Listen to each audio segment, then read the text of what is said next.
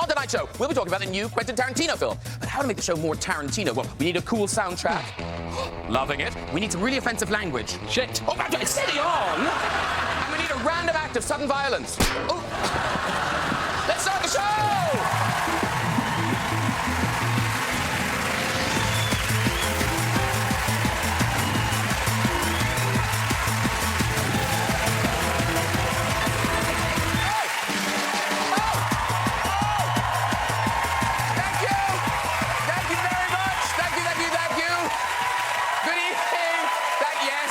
Thank you very much. Great lineup tonight, including the star of the new Tarantino film, The Hateful Eight, where all the characters are trapped together during a snowstorm. Yeah. You can tell it's a Tarantino movie because of the snowman outside. I have to say, though, my favourite Tarantino film has to be Inglourious Bastards. Now, yeah, I know. Look there, the word bastards has been spelt wrongly. Mind you, that can happen with swear words. I mean, look how they spelled the word twat here. Let's get some guests on!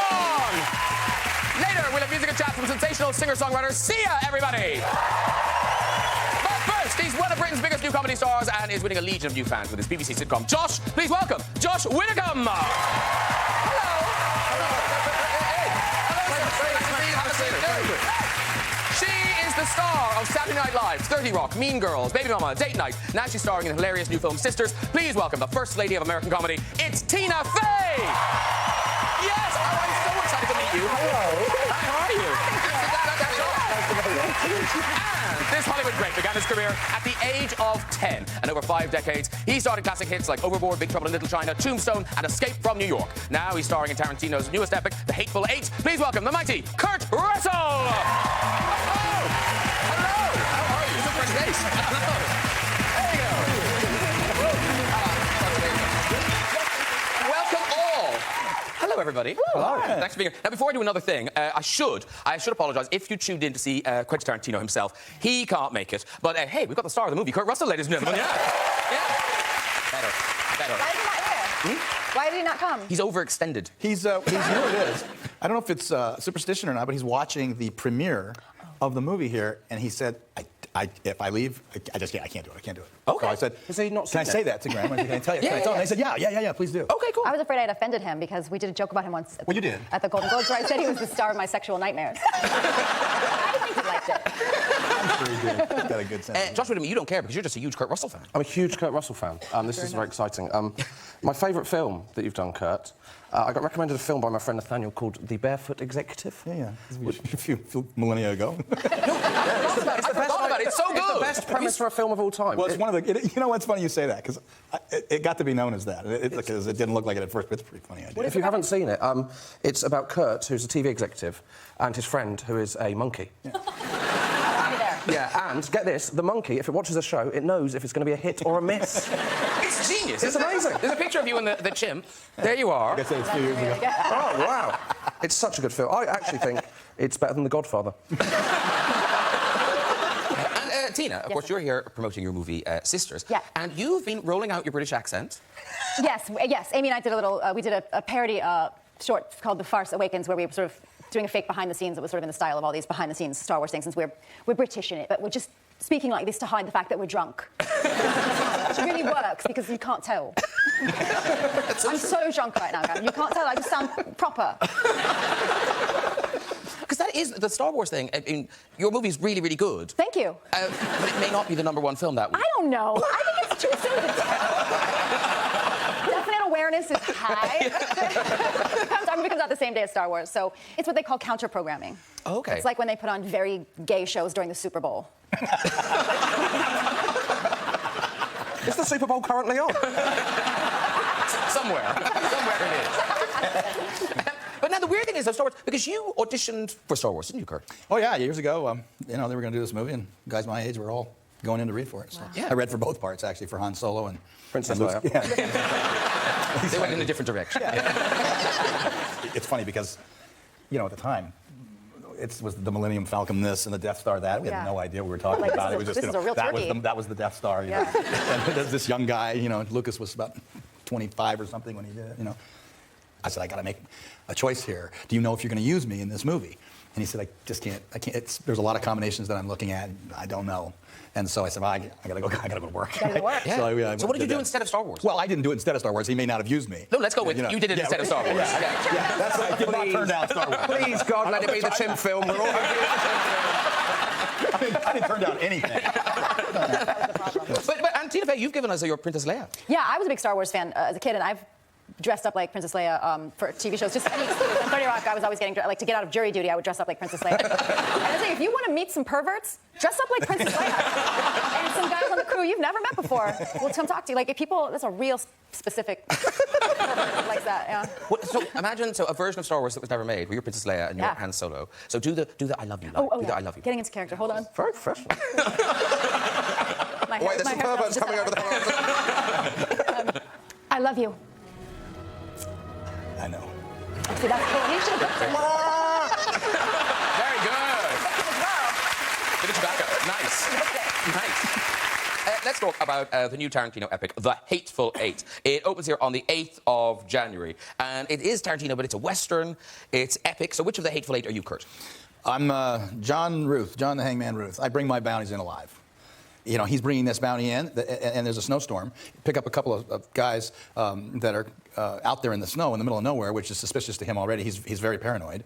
Samuel Jackson is also a bounty hunter, so he may want to take his bounty from him. And then there's this guy who claims to be the sheriff. They're going and they're trying to make it to Red Rock, where they're going to get the money where he's going to get the money for this bounty. And now they've got to stop at this place that's a halfway spot, and there's already people there. So he's very paranoid about everybody there. And then the whole movie is about what unfolds, who's lying about who they are, who might not be who they are. And it's Tarantino, so there will be blood. Oh, there will. There really will be blood. And we've got a picture of you as John. Can I just say, as a beard owner myself, some great beard work here. Well, that's like 4 months to grow, so it's is that real? Stash wearing a man. Yeah. That's good work. Yeah, always looks better. Well, Goldie didn't think highly of it. But it's funny because in the movie, it looks stunning. But I must say, I'm sort of with Goldie. In real life, it didn't really work that well. You gotta. That's the life of an actor, right? Are you married to a beard? I'm married to a beard. I am not a beard. No. But I'm married. No, my husband's got a beard now, nice salt and pepper beard like yours. And I like it. I wouldn't have said that I was a beard person, but I like it on him. The beard I don't like is you see this a lot at home, right? It was like you get like a sort of a fat guy who shaves that skinny little beard here to show where his jaw would be. Or like the one that's down here that my friend Paula refers to as a fertile neck. But I like a good. Do you like the way it looks, but not like the way it feels? I mean, it's softer now. Like when it's coming in, it's a little scratchy, but I'm used to it now, and I think it suits him. Again, the salt and pepper. It's just, I don't know. I mean, it's nicer. The baby skin is nice. Can you grow a beard? If we had a race, I think I could beat him if we had a beard growing race. It would be patchy, but I could do it. I can't really. I've never grown a proper beard because it's patchy and ginger. So, That doesn't sound great. Quit bragging. Ginger could be a costume. It's no good. And I've got that. You shave those bits, don't you? There. Yeah, shave it down. Otherwise, it would eventually just grow up and join my eyebrows, and I could hit or miss television shows. It'd be good. Now, The Hateful Eight. We've got a clip. These are some moments from The Hateful Eight.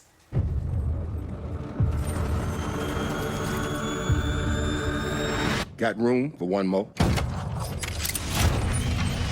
This here is Daisy Domergue.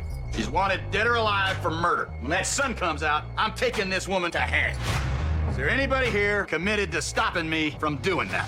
Looks like Minnie's haberdasher is about to get cozy.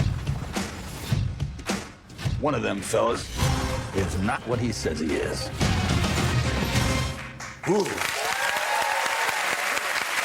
It's seriously good. Everyone says that making a Tarantino movie isn't like making anything else. So now he's not here. We talk about it. What does that mean? Is it a good thing it's not like anything else? You know, it's funny. I've heard a lot about him, and people talk about his mercurial way or what. I don't know. I love the guy. I just think he's great. I think he's heart in it. I wish every actor could work with him. Cheers for that. Everything. All I can say is come prepared to give everything you can think of, and if you come ready to play, you're going to have the time of your life. If you're not ready to play, or if you're lazy, or if if it doesn't click or doesn't mean that much to you, then it's not going to work. But he has rules on set, doesn't he? Yeah, just a couple. I mean, one of them is that you can't bring any device you can turn on or off, which I think is great. I mean, you're there to work. I don't think you should have anything there. Yeah. The other one's a little rougher. The other one is tougher on me because I grew up sleeping on sets. So when I hear people working, I like to slump down in the chair and take a nap. And as you get older, you like to take more and more naps. Mm-hmm. And he won't allow sleeping on a set. So if anybody's caught sleeping, one of his rules is that they will slide in and put Big Jerry next to your face and take a picture of you with Big Jerry and put you on the wall. And what is Big Jerry? Big Jerry is a dildo that's about that big. It's a purple dildo. Big purple dildo. I don't know where can you turn Big Jerry on and off? You know what? I just said, sometimes I get tired and I say, bring me Big Jerry. Well, I know where we got this picture. There's a picture from Glorious Bastards of Brad Pitt with Big Jerry. Could be. There you go. Jerry is big, I'll give you that. Now, because Tina, you started directing. You started as a director quite young. Was it in school or summer camp? No, I'm not really a director, but when I was in community theater in my town, and I would be like the assistant to the director in this little town theater, and mostly just leveraged it to like sabotage girls that I was jealous of. Like, there was a girl who was dating the boy that I loved, and I would just be like, I don't think she's right for this. Really, just like the worst behavior you've ever seen at such a low level, such a low stakes sabotage. Well done, you though. Yeah, I did it. Nailed it. And when you became head writer on Saturday Night Live, though, then you did have to deal with kind of big stars' egos and stuff. Yeah. Have you hosted? Nope. You've never done it? Nope. Maybe for this you should do it. Nope. Why? You would have so much fun. I'm just one of those people that would. You're better off without me. No, I doubt it. But you do. You have all these big stars come through every week, but you do sort of realize that even though they're Oscar winners, big stars, like they're kind of nervous and they just want. They want it to be good. They want it to be good, and they want you to tell them. They want you to just tell me how to do it. And I sort of got pranked my very first show there, and I was like 27 years old. And my first show, the host was Sylvester Stallone, which is a big. That's that's like a movie star, right? I've heard of him. Yeah. So. And we were doing some sketch, and then I was like assigned to help out and be a helper on this sketch, and they were like, they just pranked me because they were like, you need to go into his dressing room and tell him we can't understand anything that he's saying. Okay. And he was so sweet about it, and it was so sweet because he was like clearly not the first time he'd gotten that note. He was like, oh, you can't understand me, all right. I was trying to enunciate him, but he was so nice, and everyone just wants to do a good job. He's a great guy, isn't he? Nice, yeah, I got to work with him once. He's just a wonderful guy. Oh, yeah, Tango and Cash. Yep. Yes. Another one. Yeah. Now, Kurt, in the movie, you play another one of these kind of big alpha males. And you play, we've seen him in Backdraft, Big Trouble in Little China, Stargate, and of course, Escape from New York, another terrific film. And yes, yeah. Now, I read somewhere you were saying that when you were, making this movie and you were in the outfit, you kind of knew this movie was going to work. Oh, yeah, one day, we were, of course, you shoot Escape from New York in St. Louis. And the reason we did was because at that time, St. Louis, the center of St. Louis, was literally bombed out. I mean, there was just nothing there, so it was perfect for our needs. And there weren't even That's good news, isn't it? There weren't even any bums down there. I mean, there was nothing down there. So we were just young guys, and so we were doing this show. And John, one time, Carpenter said, okay, run down there about 4 or 5 blocks, and then just get off camera, and then we'll give you a walkie-talkie and tell you to come. I want to get a shot of you running down here. So I had that outfit on, and this is 1980, and I had this massive machine gun, and I had another gun on my hip, and I had my eye patch on, and going down there, I'm kind of, getting in the Snake mood. And Snake was a pretty bad boy. He didn't much care about anything. So by the time I got down there and turned the corner, I was ready to go. And I turned a corner, and there's 4 big guys, coming around the corner from their side, and they're coming, and they stopped. And they looked at me, and because of the eye patch, I had this habit of having to turn my head to really see what I was looking at. And they saw this guy just looking at him, like eyeballing him. And it was that quarter of a second where something was going to go. And they looked at me and went, easy, man, easy. And they all turned around and walked away. And I remember coming around the corner, and I told John, I think this character's going to work.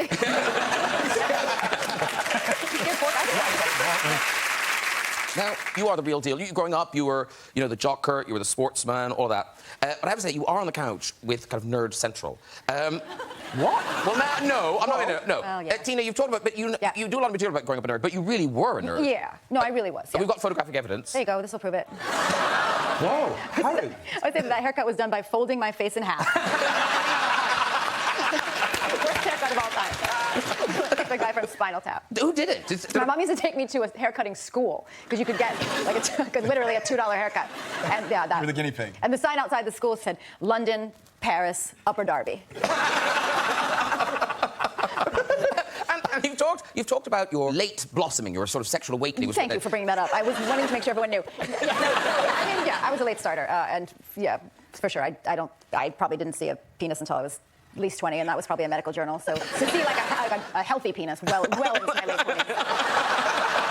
No, it's not modeled. It's fine. Oh. It's still horrible looking. But This is so weird to be talking to someone. Yeah. You did. Look at my body language. You did develop physically quite early. Again, thank you. Yeah, no, I think because you must have read this in Bossy Pants. Yeah. I did. I was, wearing, bless my heart, that haircut and like a bra. I remember my mom taking me to JCPenney and trying a bra on over my clothes in the middle of JCPenney. And just being like, no, mommy, no. No, it's like there's no turning back. Yeah, so I was like 10. 10?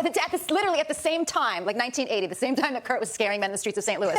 I was like, now smash cut to a JCPenney in Philadelphia. No, mommy, no. Josh, we don't need to look for nerdy pictures of you because they're in the title sequence of your sitcom. Yeah. Here you are as a little boy. Oh, come on. That was my Elton John face. Now, this next one, you are such a high achiever. Here you are. Look at that. Yeah. What competition had you won second and third prize in? I think it was worst shell suits, wasn't it? No, it was at the local village flower show for flower arranging. No, just whatever I answer I was say expecting. That wasn't the answer I was expecting. What was that flower arrangement you did? Yeah, I did a flower arrangement. 2. Well, 2. No, I think you came second and third. Yeah, no, I think the other one was there was a class which was best animal model made out of vegetables. And my dad cheated and did it himself, and still came third. And then we've got one more picture of you that's in the thing. Great. Oh, That's good. Oh, like a young Martina Navratilova.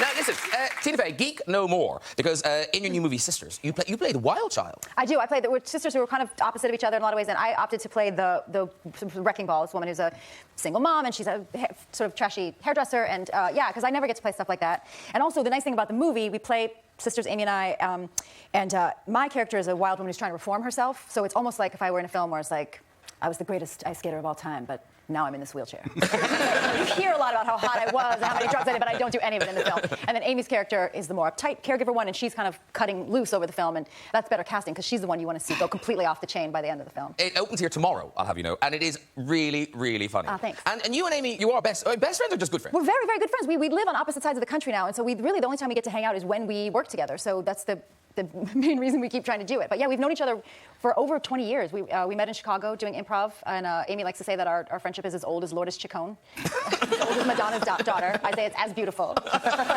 And so yeah, so we've done weird things. We've done jobs where we were touring sketch comedy in a van for $75 a show, and then we've done Saturday Night Live. We used to do the fake news, and then we've done the Golden Globes together. So we always have these weird gigs, but we just always say yes so we can hang out. Well, listen, we've got a clip. This is you and your sister, played by Amy Poehler, choosing your outfits For the party. We try to go dress shopping. What do you think, Brayla? That looks amazing on you. And I never met a Brayla before. I know like 3. Oh, so you're trending. God bless. It's a lot of underteat, but I think I'm getting away with it. Also, it's on backwards. Is it? How's it going in there? I don't get this dress. One of my apples keeps rolling out of the bag. I like the story it tells with the fringe. You don't have to rock a thong with this, though. Oh, no, I don't wear thongs. I have a very fussy taint. You just have to build up a callus. Right, Brayla? That looks amazing on you.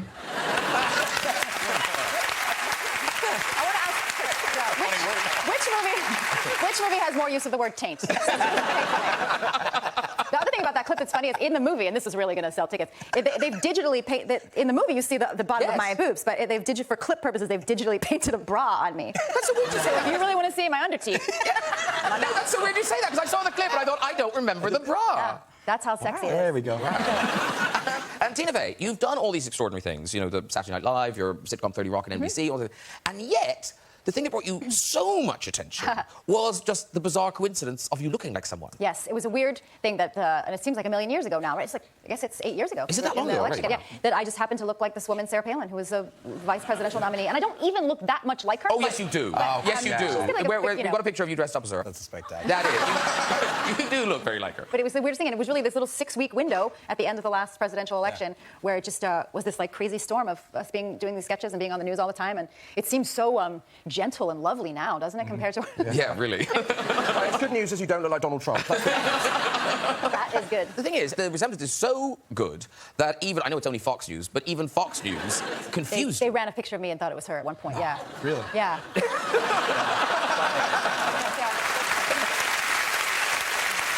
That's amazing. Have you kept in touch with her in any way? We have lunch every night. I've seen her. She came to we had a big 40th anniversary show of SNL, and she came, and yeah, I saw her there. She's lovely. Version of her was it was lovely to her. Well, you know what I mean? You were nice about that. We tried to be fair, you know. You were fun and funny, but it wasn't nasty bad. Thank you. Like, Well, in your face. thank you for saying so. Because Amy Poehler was playing Hillary Clinton at the time, and we both were very aware that we didn't want it just to be like nasty.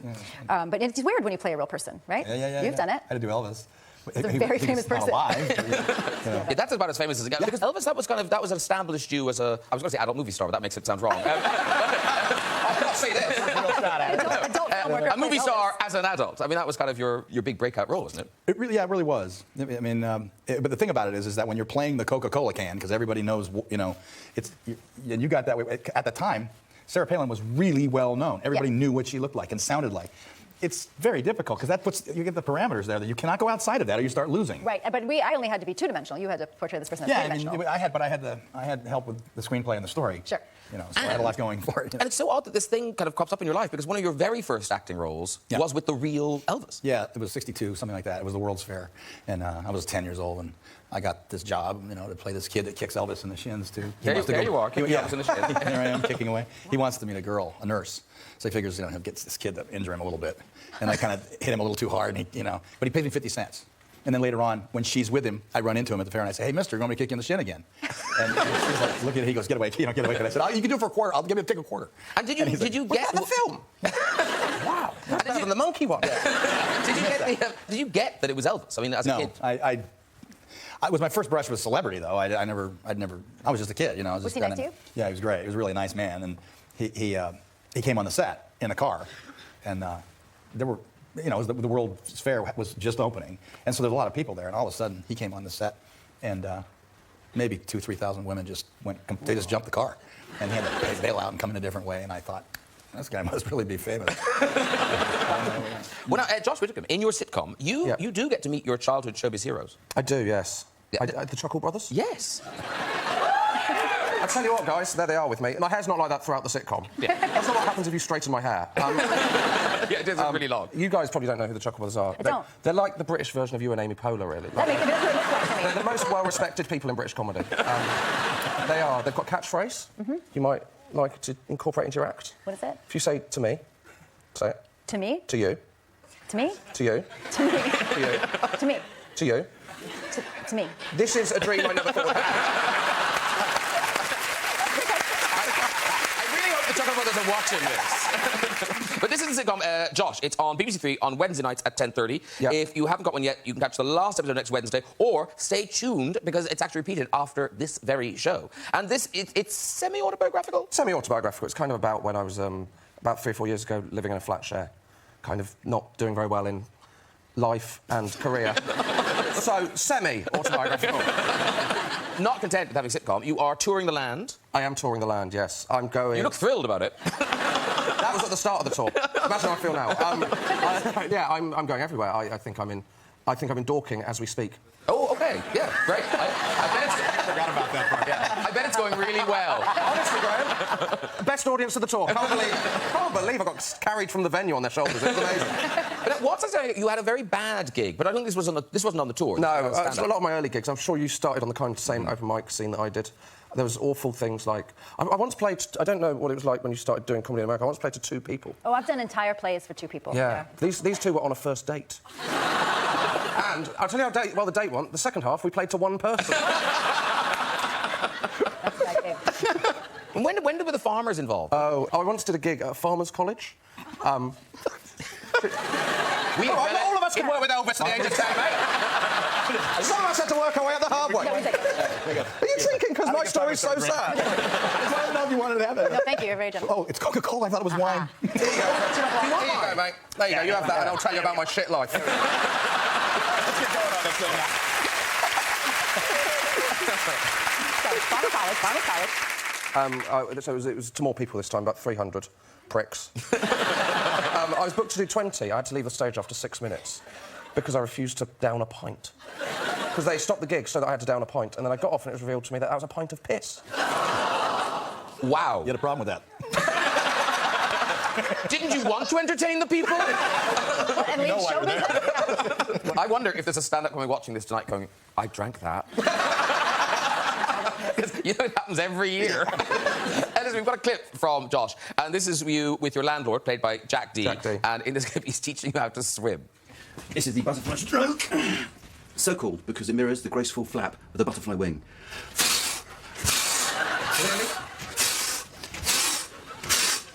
Over a short distance, it's actually faster than front crawl. So, once again, I'm just going to use this opportunity to take a picture. so it's arms, legs, breathing out, breathing out, breathing out, breathing out. Have you got that? I've got it. You remember it all? Definitely. You sure? Yep. Reckon you can do it? Yep. Wrong. Butterfly is actually the hardest stroke. It's way beyond your capabilities, Josh. Avoid at all costs.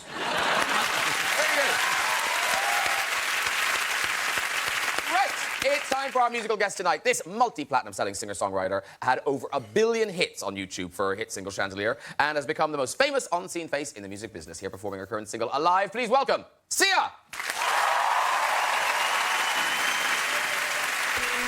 I was born in a Sunday school.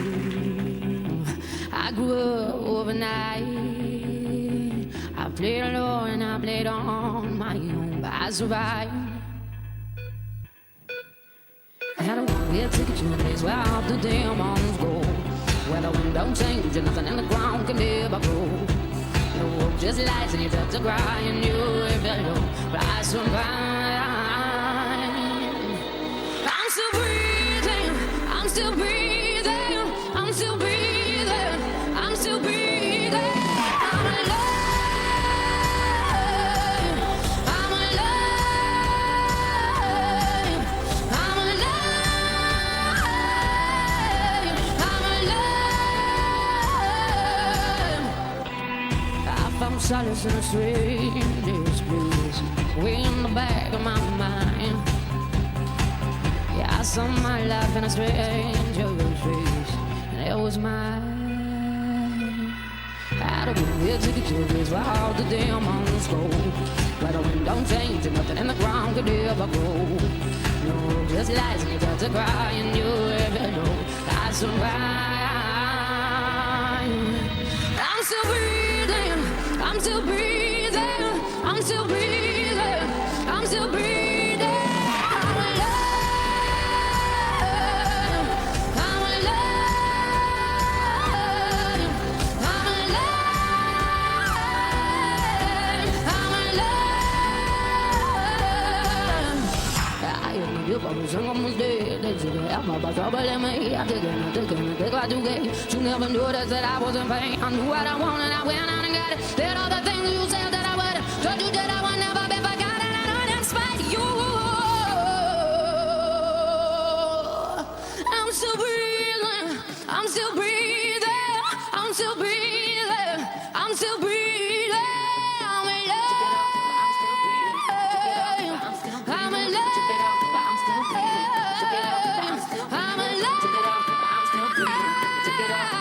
I'm alive.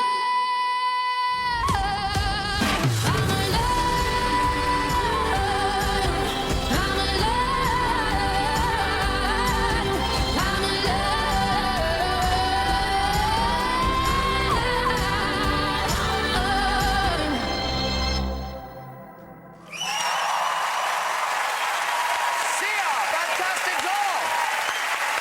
I'm going to lead you over. Hang on, Sia.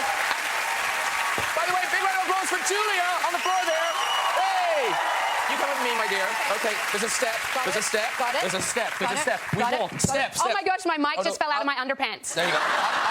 It's all I can do. There's a We step. can hold it together. Okay, there you go. Up. She's walking. We'll go around the back of the couch. There's a Yep, step. yep, No, yep. no. Step. Okay, step, got it. And walk around here. Yep, yep. Okay, and I'll just pop you here at the end. Okay. Okay, beauty. The man next to you is Kurt Russell. Hi, Kurt. Hi, how are you? Hi, good. How are you? That was a good one. Hi, Tina. How are you? Nice to see you. We met briefly at SNL 40. I saw your face. And the other male voice is Josh. Hi, Josh. Nice You to meet sounded funny. I caught a little bit of you on the way in. Do you want your drink? Oh, thank you. There you go. Okay, nice. It is a non-alcoholic beverage, isn't it? I don't know. It's not piss. Yeah, it's a pint of piss. we all went in it while you were singing. That's what we call a free lapse. I don't miss this. I'm gonna get a good look at this. Yeah, it's water. You're really great, and you're obviously quite brilliant. Thank you. Yeah, if you keep this going for about 10 years and just live your life. Wouldn't it be cool if that worked? Yeah, nobody knows. Does anyone else feel like a spare part?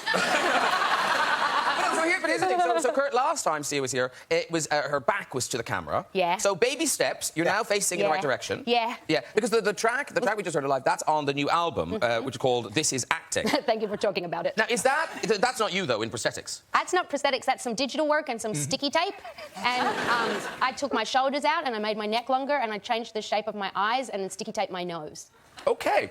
What a lovely Christmas card it's turned into.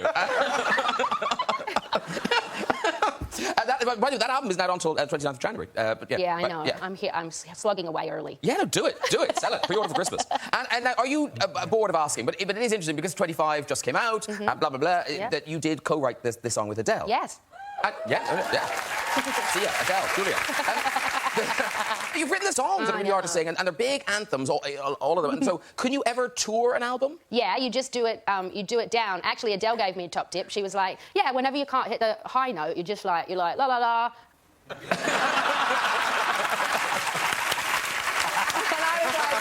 I was like, "There's a reason she has $80 million." Yeah, and the rest. And counting.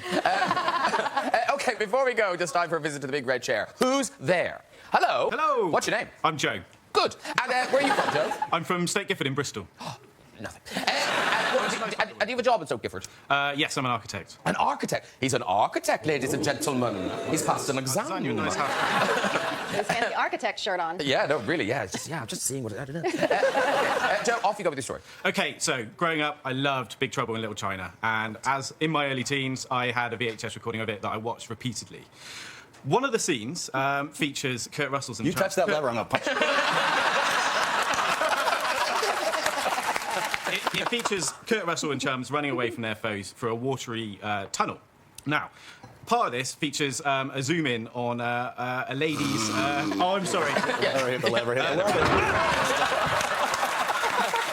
talk to him later. Yeah, I sensed that was coming. I just thought, OK, you want to hear it. You're going, yeah. Trust me, you don't. OK, who's up next? Hello. Hello, how are you? I'm very well. You seem a little nervous. I am very nervous. I'm bringing on for dear life. Now, don't be nervous. Nothing, well, the chair may flip, but that's the only bad thing in life. What's your name? It's Rosanna. And what do you do, Rosanna? I work in the travel industry. In the travel industry? Yes. Like as a... I work for a hotel wholesaler, so providing rooms to travel agencies. Oh, wow, I've glazed over. So off you go with your story. So I was travelling with two of my friends and we were in Macau, and on a night out, and my friend suddenly got really dodgy tummy, so he left early. I then, about 6:45 in the morning, was headed back to the hotel to find Frank standing in the room just wrapped in a towel. Bit odd, he's been to bed for 6 hours already. Then my friend Ben comes back and he's like, "You can't believe what I've just seen. A man's just been floored on his bicycle on his way to work." I run over to find him covered in poo and boxers. It then transpires that Frank had heard me walking up the stairs and he woke up in surprise and also lost control, thus pooing in his boxers, to which he had no idea what to do because he was so embarrassed that he flung them out the window, hitting the man in the side. That's a good story. You can walk. Yay! Stand up, all of you, on the big red chair. If you'd like to join us on the show and have a go in that chair, you can. Contact us via our website at this very address. And that is it for tonight. Please say a huge thank you to my guests, Josh Widdicombe, Tina Fey, Kurt Russell, and Sia. Join me next week for a Christmas chat with pop star Kylie Minogue, the new faces of Star Wars, Daisy Ridley and John Boyega, Princess Leia herself, Carrie Fisher, and the one and only David Beckham. I'll see you then. Good night, everybody. Bye-bye.